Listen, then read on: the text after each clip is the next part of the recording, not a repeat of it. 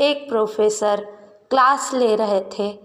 Class के सभी छात्र बड़ी ही रुचि से उनके लेक्चर सुन रहे थे। उनसे पूछे गए सवालों के जवाब दे रहे थे, लेकिन उनमें से एक छात्र ऐसा था जो चुपचाप बैठा हुआ था, गुमसुम सा।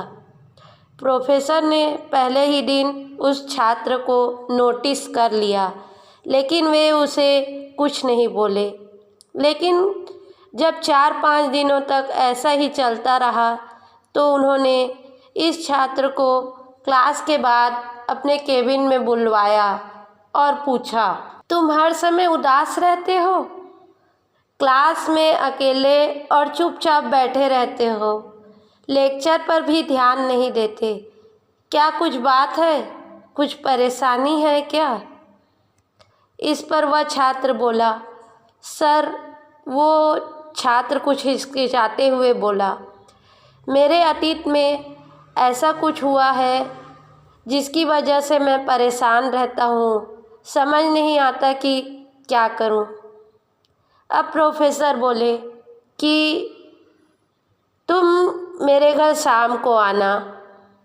प्रोफेसर ने उस छात्र को अपने घर शाम को बुलाया।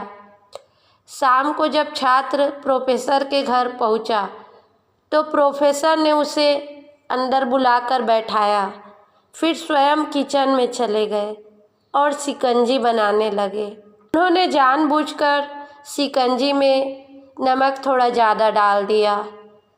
फिर किचन के बाहर आकर शिकंजी का ग्लास छात्र को देकर कहा, ये लो शिकंजी पियो। छात्र जैसे ही गिलास लेकर उसमें से एक घूंट पिया, अधिक नमक होने के कारण उसका मुंह अजीब सा बना, जिसे प्रोफेसर देखकर पूछे, क्या शिकंजी पसंद नहीं आई तुम्हें?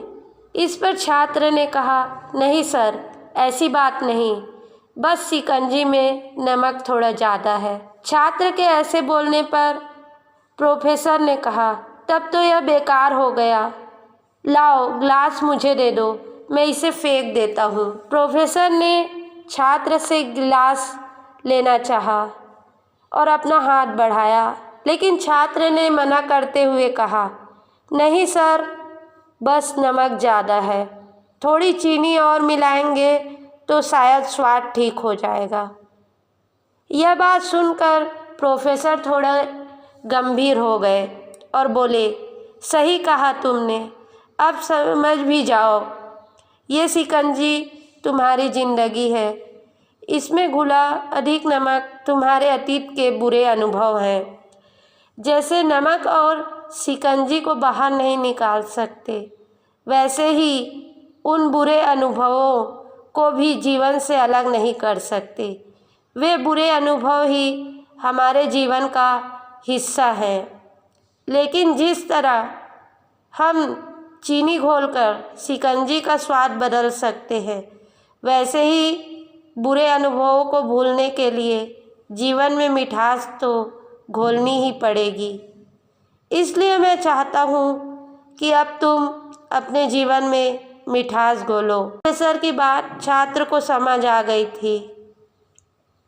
तो इसी प्रकार हमारी ज़िंदगी है, हमें भी अपने बुरे अनुभवों को भूलकर आगे बढ़ना चाहिए। जिस तरह नदी की धारा पीछे पलट कर नहीं देखती, निरंतर आगे बढ़ते रहती है, उसी तरह हमें ज़िंदगी में भी निरंतर आगे बढ़ते रहना चाहिए।